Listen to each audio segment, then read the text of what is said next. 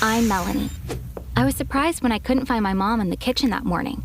Mom, where are you? I called out. My mom whispered back, Shh, Melanie, please be quiet. I walked toward the sound of her voice. She was ducked down right in the middle of the living room. I whispered, What's going on? My mom was embarrassed. I'm hiding from Mr. Carter, she said. Mr. Carter, the landlord? Why? I asked. Because this is the second month I haven't paid the rent. Poor guy finally had to come knock on our door, she replied. Why aren't you paying the rent? I asked. I've been unemployed for 3 months. I'm sorry I had to hide it from you. I didn't want you to be upset, she responded. Suddenly, Mr. Carter began banging on the door. We looked at each other anxiously. We held our breath and waited for our landlord to go away. It was easier for me to find a part-time job, so I began looking for one the next day.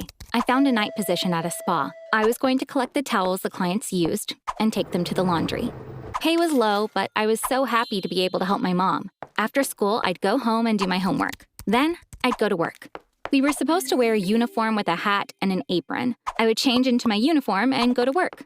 This was the first time I had seen a spa. This place was famous for its massages.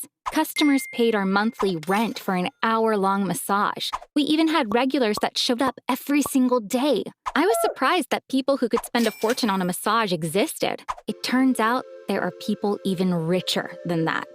One evening when I went to work, I saw that there were no customers. I said to one of the massage therapists, Is the spa closed today? No one told me anything. The massage therapist said, The spa is open, all right, but we'll be serving only one customer today. She's the daughter of a very wealthy family. She comes here twice a month. The spa doesn't take any other customers that day. But don't worry, she's not a snob, even though she's a billionaire. She's lovely. After a while, the expected customer arrived. I couldn't believe my eyes. It was as if I was looking into a mirror. She looked just like me. She didn't realize a thing because I had my hat on. She smiled when our eyes met. I think you're new here. My name is Juliet. What's yours? She asked. I was still in shock. Melanie, I stuttered. So nice to meet you, Melanie, she said, and headed for the therapy rooms. There were bodyguards everywhere. About 3 hours later, I heard the bodyguard saying, Miss Juliet is leaving. After a while, I entered the changing rooms to pick up the wet towels. Juliet was still there, and she was crying. I'm so sorry. I thought you left. I'll come back later to get the towels, I said. Juliet wiped away her tears and said, Will you sit with me for a minute? I don't want to be alone right now. I sat beside her. She put her head on my shoulder. I have my graduation ceremony coming up next week. My dad said he would come, but then he told me he would need to be in a meeting in Argentina. Then he asked if I would forgive him if he got me a new plane. He's already bought me 3 planes. He does this whenever he wants me to forgive him and see that he cares. But he doesn't care at all. He doesn't even remember buying that plane. Then she looked at me.